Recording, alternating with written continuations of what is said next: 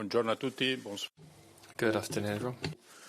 De votre présence, on est content d'être.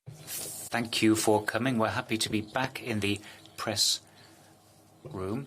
So, as usual, the President of the European Council will give his presentation, and then we'll have some questions and answers. Thank you. Good afternoon, everyone. Now, as usual, I opened the European Council giving a few messages which are important for the Parliament when it comes to the work being done by the Council, in particular, the pandemic, and the analytical and evaluation work being done at the moment by all Member States to ensure that the digital certificate is effective. It's been approved in record time by the Parliament as well. It will come in as of 1st of July, and it will make it possible to ensure that the various, or the many, health provisions in all different countries will be harmonised, and that we can ensure more efficient, effective mobility, and also that we can, in the summer, support some sectors which have been especially hard hit during the last 15 months with COVID. I'm not just thinking of tourism, but also the transport and mobility sectors. When it comes to supplies for our companies, for example, it's very important that the transport sector is up and running. So the more the certificates used, the more we have common standards, the better our defence and protection will be in terms of protecting Schengen, which is a key pillar of the EU.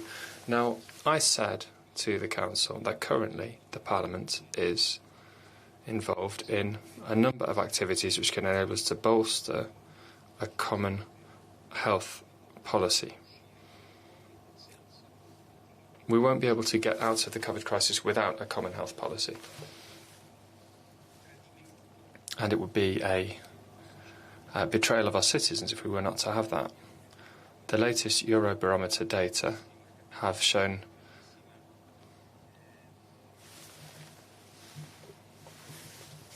very, very clearly what the priority is for all European citizens. Namely, they want the EU to be able to ensure that people are protected, that there's safety for them and security.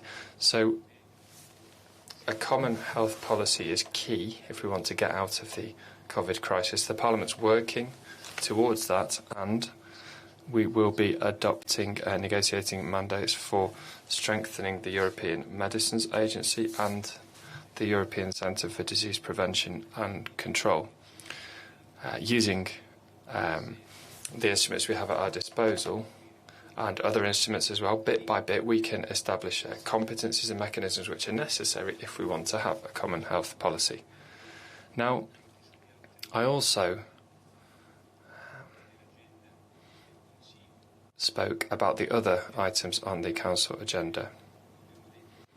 We've said many times that when we build the European project, we need to look at redistribution mechanisms and promoting equality. We don't want growth without safeguards and protections of the most vulnerable swathes of our population. So we need to reduce inequalities. That's something which was stressed and which everyone committed to at the Porto conference, and I said that the Member States have to stick to their promises in the area. The social pillar is our ID card, if you like. We need to strengthen it, and we need to ensure that it can really help hundreds of millions of people who at the moment, hundreds of thousands of people, who at the moment are encountering difficulties. Now, I said to the Council that the Parliament is really very much involved, and we've said this over the last few days on a number of occasions, in ensuring that we have a common policy for tackling migration issues. Now, the external dimension of this is very important, but the internal dimension is important too, obviously. We need to have common rules.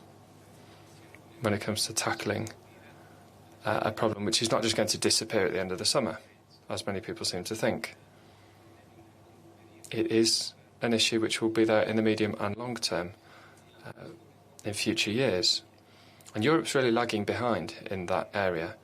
I stress the fact that we can't just, or the Parliament doesn't want to just have a situation where the Parliament's working on measures contained in the Pact on Migration and Asylum. Now, of course, we are ready to negotiate, as we have on many economic and financial instruments. It's obviously a sensitive issue, we understand that. But it's not acceptable for us just to be working on that. And I'm saying this from a moral viewpoint. It's not acceptable for migration and asylum issues to be tied in with electoral issues and sensitivities in individual member states. We are always being reminded, I think, that this isn't the right time, because people always say, oh, it's going to have an impact on such and such a election in a member state. For how many years have we been hearing this? I don't think it's morally justifiable. And I think the Council needs to take practical actions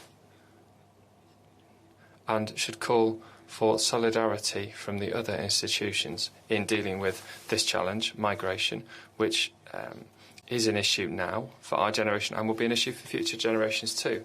Now, I also stressed to the Council that we want to tackle our challenges and we need to ensure that the rule of law is respected. I said that some initiatives taken, for example, by Hungary over recent days have triggered in all European institutions and in many member states concerns and criticism.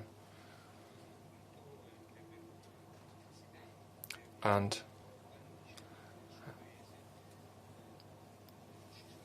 Mr. Orban spoke as well. He said there were no violations of laws in his country. But I said that we'd seen that there's been criticism from all institutions following Hungary's actions over recent days, and that he should consider the criticisms which have been levelled at his government. Now, I think in the new phase, which is beginning now,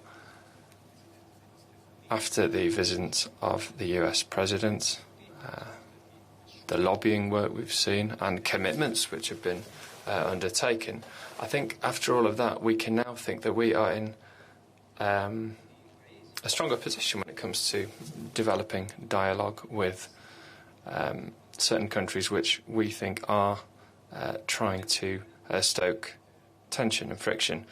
Now, all initiatives aimed at ensuring dialogue with Russia are welcome, provided it's within the framework of EU action, because it's important that we speak with one single voice. We don't want there to be leaks, individual things being done. It's important that the EU has a common policy. We want to reduce conflict and tension using diplomacy. Thank you very much. Thank you. Journalists here. Yes, please, the lady there. You have to use this microphone, I think.